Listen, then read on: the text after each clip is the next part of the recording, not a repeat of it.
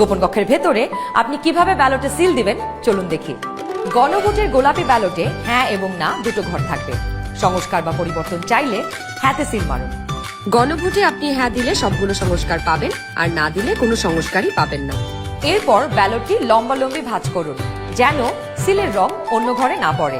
এরপর আড়াআড়ি ভাঁজ করুন।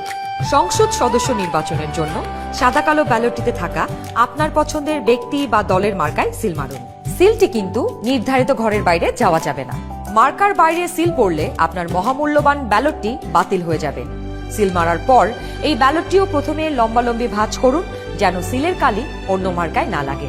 এরপর আড়াআড়ি ভাঁজ করুন। এবার গোপন কক্ষ থেকে বের হয়ে স্ট্যাম্পটি সহকারী প্রিজাইডিং অফিসারকে ফেরত দিন এবং একই ব্যালট বক্সে দুটি ব্যালট পেপার ফেলুন। ব্যাস হয়ে গেল একদিনে 2 ভোট। একদম সহজ, তাই না? তাহলে নিশ্চিন্তে ভোটের দিন চলে আসুন আপনার ভোট কেন্দ্রে আর ভোট দিয়ে বুঝে নিন দেশের মালিকানা। দেশের চাবি আমাদের হাতে।